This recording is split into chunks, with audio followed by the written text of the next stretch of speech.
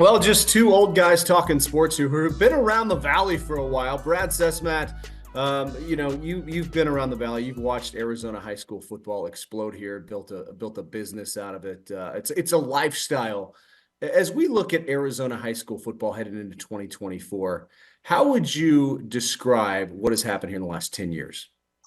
Well, Mark, I think it's just the overall boom of, let's just start with media, social media. There's people on the sidelines with these that have no business being on the sideline. They're runners for agents. They're the front ends of NIL groups, and that's starting to happen now in high school games.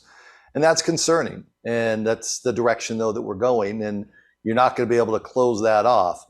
I think that there's a top-heavy portion. You can always say every year there's like 10, 12 teams that you look at. And I tend to go, and I think you're in the same boat, I tend to tell my team, please go to the ones that get no attention early in the year, because we know where you're going to be in mid to late October through December. So let's give some of these schools that don't get the opportunity some exposure.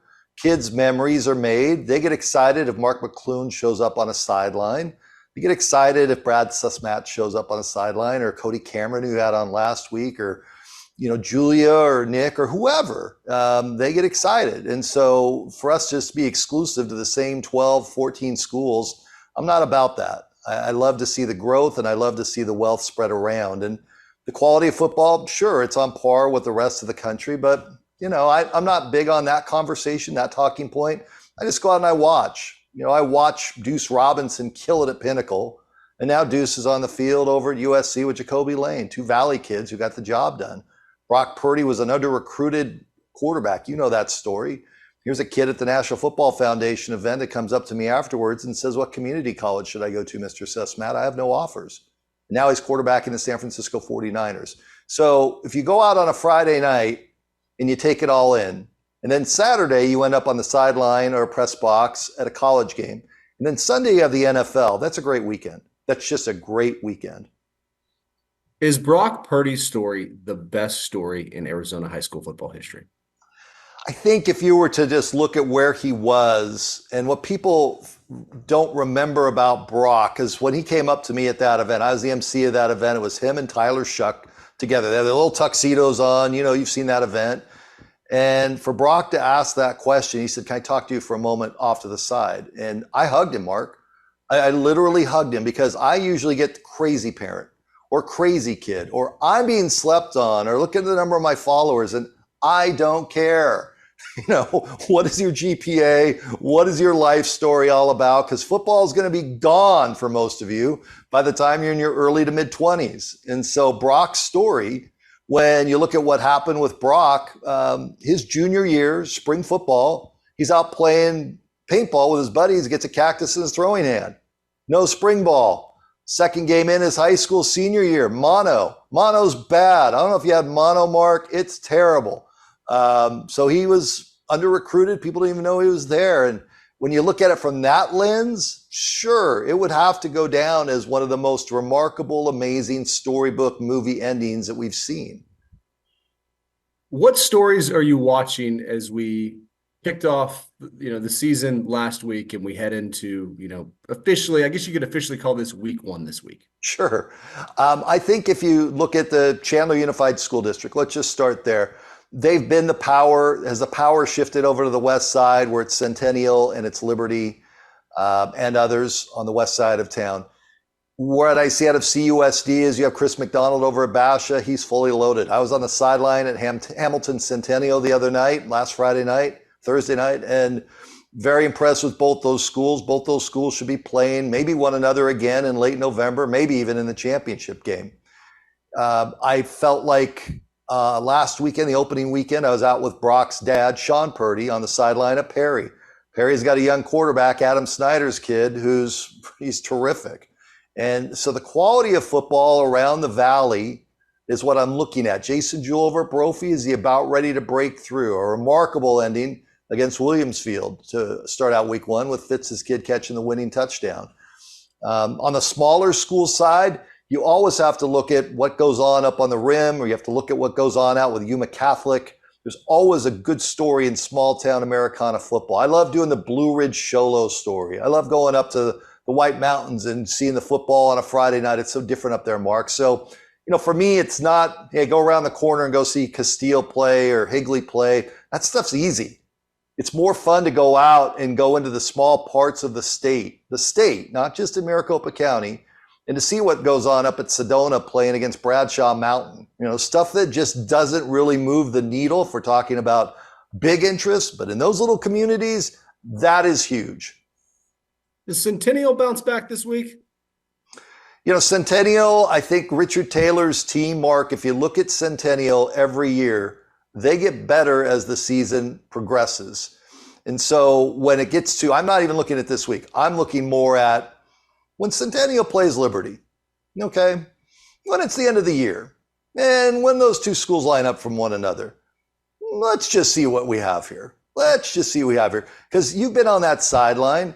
There are trees. The moon gets blocked out. Those kids are huge. I'm 6'8", but I am not a chiseled 300 pounds like those dudes. So, both sides of the line, when those two big, I don't want to use the term big uglies that they used to use. John Madden used that. But when the big boys get going after it, I think Centennial is always going to be there. East versus West. That is the kind of early season fun, I guess, talking point to have in the media here. With Liberty winning the state championship last year, does the West Side currently rule Arizona high school football? Well, before the Carters left Desert Edge, you'd have to say that Desert Edge was moving in that direction. And when Mark and Marcus left, and we wish them well, Desert Edge took a step back last week. I think it's a fun little talking point. It brings clicks, it brings headlines, but at the end of the day, it's the quality of football. What I saw, I'll just use Centennial Hamilton last week. Hamilton is smaller than Centennial. Hamilton is quicker, faster than Centennial at certain positions, in my opinion. Basha, I saw them against this school out Millard from Nebraska. Basha has so much speed. So I didn't see as many big dudes as I've usually seen in the East Valley in week one.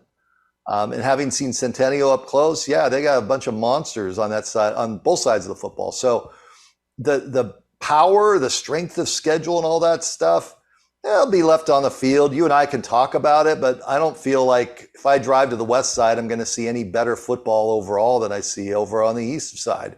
Rick Garrettson is sitting over there quietly at Chandler just doing his thing for another year. People are like, when's Rick Garrettson going to retire? Well, Rick's just going to go do his thing.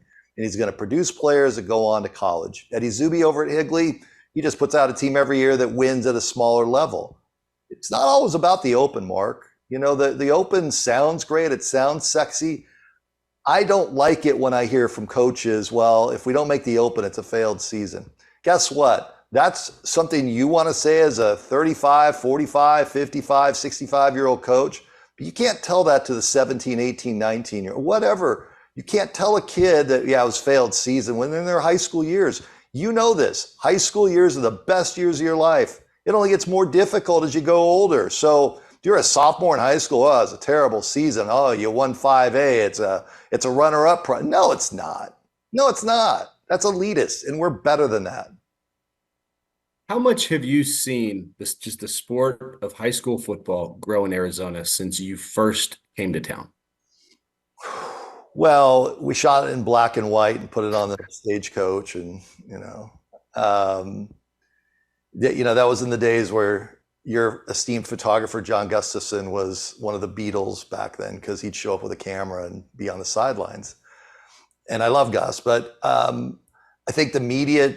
Growing of the media, let's just take what you do on Friday nights.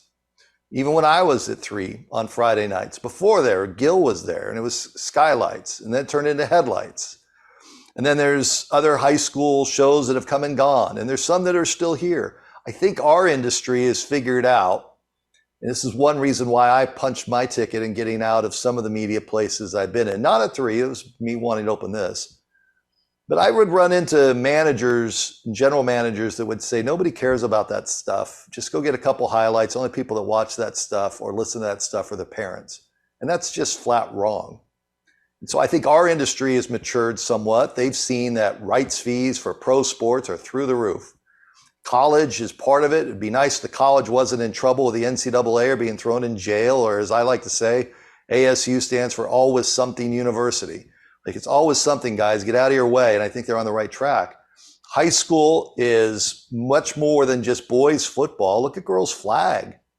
Look at, if I would have told you 5 years ago, hey man, girls flag is going to be a thing, I think you would have even been like, yeah, we'll see. Well, now it's a thing. And so the growth of it isn't even just with the boys or the girls. We're traveling out of state. I remember when Hamilton went over to Ireland to play a game years and years and years ago, and people were like, ooh, they're so cool. And now everybody's traveling. Last weekend, Mountain View was out in San Diego playing against El Camino. Perry's out in San Diego this weekend against Granite Hills. I remember a few years back when Mater Dei rolled into Centennial and put up 70, I think it was, on them.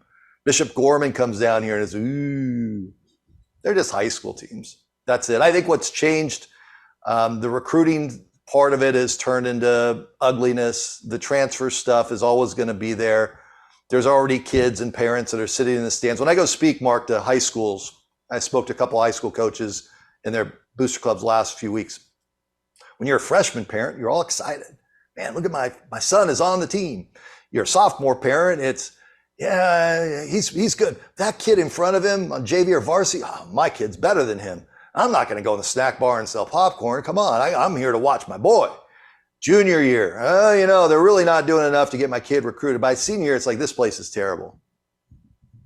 And it happens over and over and over. So when I go speak to parents and booster clubs, and this is not going to get me any invites, but it's fine. They know what they're getting, because I'll walk in, go up on stage. I was in front of 200 parents and start out with, most of you are crazy. Most of you are nuts. You're going to argue over what kind of popcorn you're selling in the concession stand, which actually happened one time when I was on a booster club.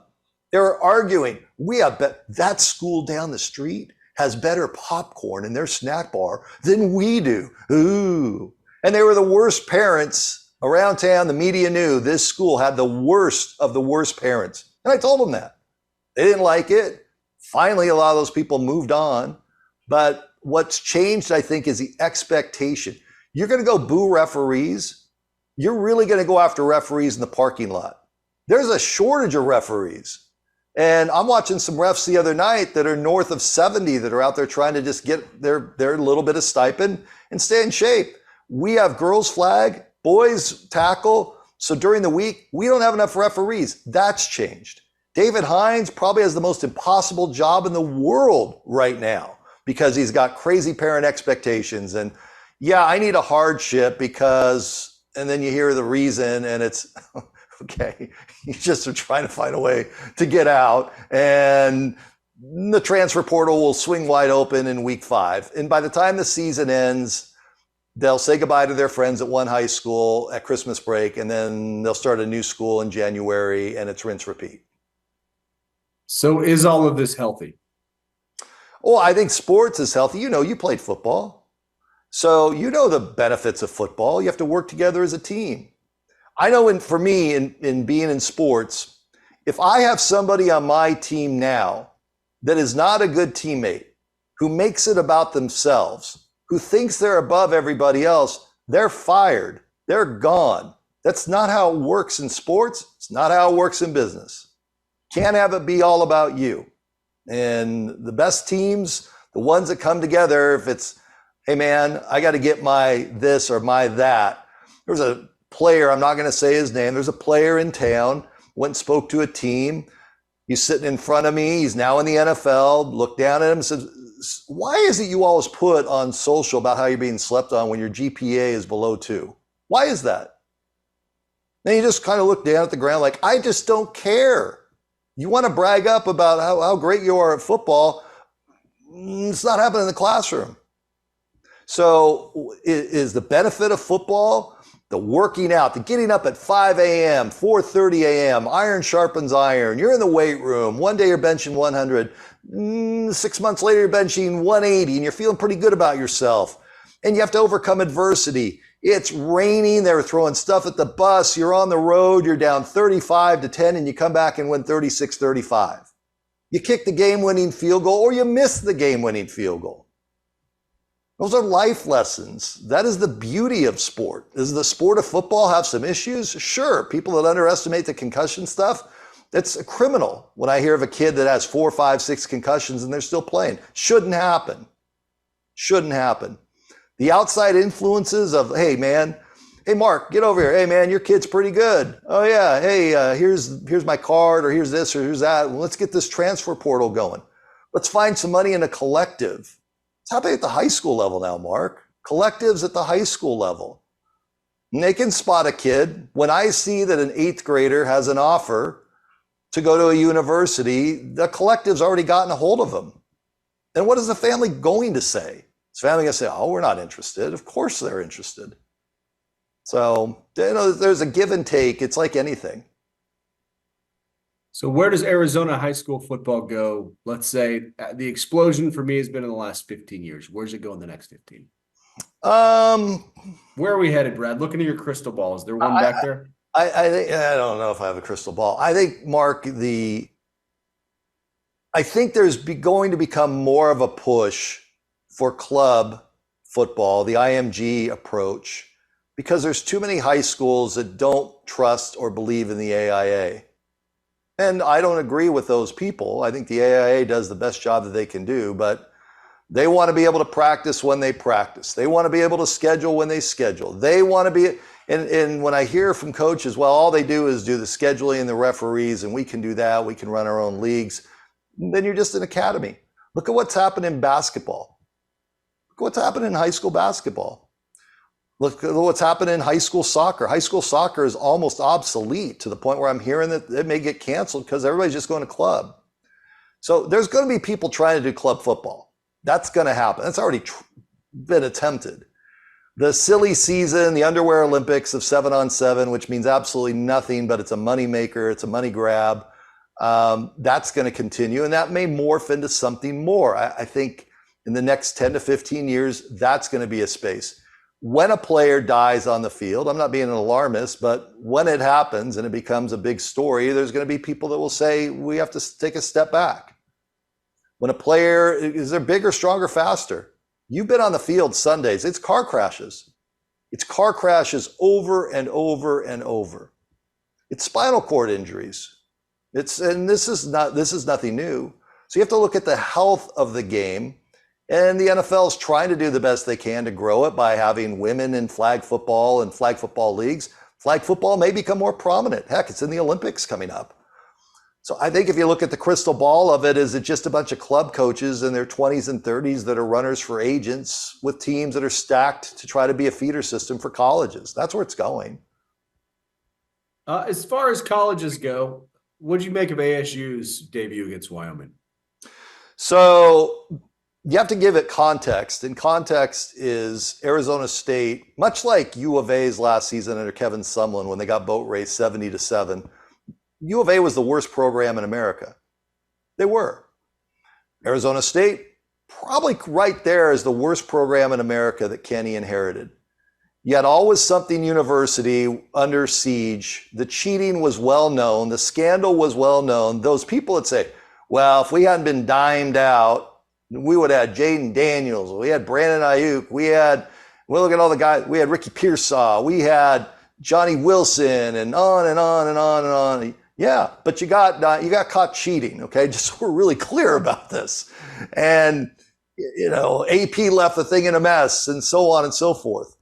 So Kenny inherited, Mark, the worst of the worst. And add to that, the former athletic director and the president, who I still don't believe really cares that much about sports, decide a couple weeks before the season to just walk in one morning and say, oh, by the way, you guys aren't bowl eligible. So now Kenny's got to inherit that. Kenny is a first-year coach. I did something with Kenny, and I said to him at his 100-day mark, I always put coaches on after 100 days. I said, what is it you've learned in the first 100 days? He holds up a water bottle. He said that it takes 5 signatures here at ASU for me to get this water bottle ordered, and 3 of the people don't even work here anymore. Okay? So when you have that kind of nonsense going on behind the scenes, and it's nonsense, and when you have an athletic director that said a year and a half earlier, we don't believe in NIL. What? And And then it's just one story after the next, and it's AP, and it's the NCAA investigating, and it's people just retiring or leaving. I think what Graham has done here in the early going has been smart. He's brought in the broom. There were some people there that were on the points and pension plan. They got their points for teaching, and they're getting their pension, and they're not doing anything. I would run into people that say, I won't say the name of the player, yeah, we can't even recruit him because, we don't have enough money in NIL. Well, then you should be fired. You should be fired because you're an assistant coach at Arizona State University, and you don't believe that you can even compete. Get out. Get out. So there was a loser's mentality over there for years. And Kenny has been smart, and he's tried to figure it out. And I think he's doing a good job of figuring it out. When I see Kenny and talk with him, it reminds me of Bruce Pearl a little bit. And Bruce was with him at Auburn. Bruce Pearl's salesman, Kenny's salesman. Earlier this week, I show up at Kenny's deal and say, hey, so your time at Auburn and the SEC coming to town. And he just goes full throat for 3 minutes saying, yeah, this could be like that. There's no Diamondbacks, there's no Suns, there's no this, there's no that. So I love what he's all about. He made a couple mistakes with his coaching staff last year that really put him over a barrel early on, moved on from him. You can't sit here and say, oh man, what do we do? No. So Marcus Arroyo's come in. I thought the offense in game one was pretty good. That's not a bad Wyoming team, Mark. And if you look at where they're headed, just as this is going to run before they play, I think this is going to run before they play. I shouldn't speak for you. Yes, it is. Yep. Okay, so might as run the whole. This might as be the whole show. This is great stuff. Yeah. No, so it's Kenny's going to take his team against Mississippi State on Saturday night. It's the SEC coming to town. Most fans here don't know the SEC. Not ripping on the fans. It's just not our jam here in Arizona. We can go do lots of things. We can go look at the Cardinals opener against Buffalo. The Diamondbacks, they're going to come home and meet Milwaukee. They're just hanging on by a thread for the playoffs. And so Kenny's going to take on an SEC team. If he beats that SEC team at home, it's going to cause a huge buzz. He has a student section excited and fired up. I kind of look at that and say, the students should be there anyways. It's the largest university in the country. So, there's going to be enough there. Add to that the following Thursday. So 8 days from now, as you and I are sitting here talking, he plays at Texas State. That game's on ESPN. We know this about ESPN. Whether I like some of the stuff, don't like some of their stuff, they're going to promote it. So Monday, Tuesday, Wednesday, it's Arizona State, Arizona State, Arizona State, Arizona State. And they go to Texas State. Texas State is an unknown in a lot of people's minds. My understanding is it's a president that's committed to football. It's an AD that's committed to football. This isn't going to be a pushover. They're all about football, Texas State. If you win that game, you're 3-0. And people have said, oh, they're the worst program in the Big 12. That may well be true as the season progresses. But where Arizona State is right now, if they go to any bowl game this year, as any bowl game, I don't care if it's the Independence Bowl, don't care. It could be the Downtown Bowl that the Fiesta Bowl puts on. It doesn't matter. If they go to any bowl this year, after as bad as this situation has been, there's hope. There's promise. I still reservation because I don't know about the president at Arizona State University if he's truly committed to winning. Known Dr. Crow a long time. Can't tell me what's gone on here in the last 4 years or how the activity center is still sitting there. Desert Financial Arena is still sitting there in disrepair. I don't think he cares. And I don't think he cares when he gets criticized. So he'd see this, he'd be like, yeah, okay, whatever, Cesmat, click. It's fine. Actions speak louder than words. And at Arizona State, I don't want to hear any of the sleeping giant stuff. They've been sleeping all right. They haven't been a giant. And I think that they can bounce back and that this program is headed in the right direction. The high school coaches alone here in town have been raving about what they've seen. This whole, oh, we have to close the borders, different time now. A kid, if you say, hey, Mark McLuhan, we think what position did you play, Mark? Flanker. Do they still have flankers? He was a flanker. He was Roger Carr back in the day. Okay, so we have in our NIL pool $12 million, and we have for a flanker $400,000. And Oregon has $100,000. And USC has $180,000. We're going to go all day long. You're going to stay home.